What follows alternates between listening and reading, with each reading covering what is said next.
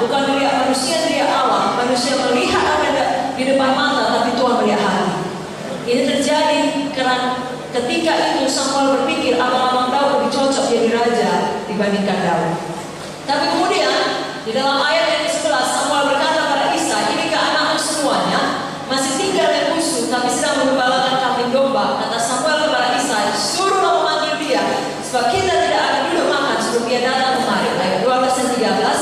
Kemudian disuruhnya menjemput dia, yang kemerah-merahan, matanya indah, parasnya elok, tapi terutama Tuhan melihat hati.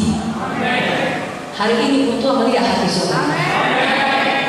Lalu Tuhan berfirman, "Bangkitlah, urapilah dia, sebab inilah dia." Samuel mengambil tabung tanduk yang berisi minyak itu, mengurapi Daud di tengah-tengah saudara-saudaranya. Sejak hari itu dan seterusnya berkuasa Roh Tuhan atas Daud, lalu berangkatlah Samuel menuju Rama. Jadi sebenarnya menurut pandangan Tuhan, Daud sudah diurapi menjadi raja. Namun Daud tidak menjadi sombong, tidak lupa diri, dan tidak berkata, "Aku sudah diangkat, sudah sah, sudah diurapi di depan kamu semua, maka aku berhak memerintah kamu, kamu tidak berhak lagi memerintah." Tidak ada saudara. Kalau begitu hati Daud, Tuhan tidak akan memilihnya. Tuhan melihat hati Daud, itu sebabnya Tuhan memilih Daud. Saudara tahu setelah dia diurapi, Daud masih menjadi pesuruh oleh bapaknya, pesuruh bagi saudara-saudaranya. Dalam 1 Samuel 17 ayat 17 sampai 18, Isai berkata kepada Daud anaknya, "Ambillah untuk kakak-kakakmu bertiga ini seefah dan roti yang 10 ini. Bawalah cepat-cepat ke perkemahan kepada kakak-kakakmu.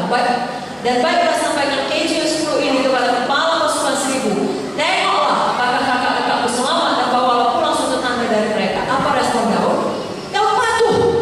Daud tidak menjadi sombong dan berkata, "Bapak sudah lupa ya, Bapak sudah tua. Saya sudah diurapi jadi raja. Pekerjaan seperti ini tidak layak lagi bagi saya." Tidak ada hal atau ucapan seperti itu keluar dari mulut Daud. Saudaraku, kalau kita mau menang menghadapi musuh yang kelihatan jauh lebih besar daripada kesanggupan kita, kita harus belajar prinsip Tuhan. Kita harus patuh kepada otoritas Tuhan. Amin saudara. Dan kepada semua otoritas rohani yang ditaruh Tuhan dalam hidup kita. Dalam buku Efesus 6 ayat 1 sampai 3 dikatakan, "Hai anak-anak, taatilah orang tuamu di dalam Tuhan, karena haruslah demikian." Tuhan sudah menetapkannya. Orang tua dibuat Tuhan ada lebih dahulu di dunia ini, dan kita ditetapkan Tuhan menjadi anaknya, menjadi keturunannya, menjadi generasinya. Tuhan berkata, "Hormati, taati." Ayat 2, "Hormatilah ayahmu dan ibumu." Ini adalah suatu perintah yang penting, seperti yang nyata dari janji ini. Untuk apa? Untuk kebaikan kita, untuk berkat kita, supaya kamu berbahagia dan panjang umurmu di bumi.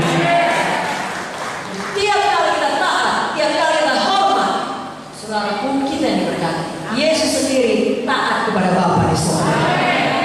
Jangan kita berpikir sebagaimana orang dunia berpikir yang tidak sesuai firman.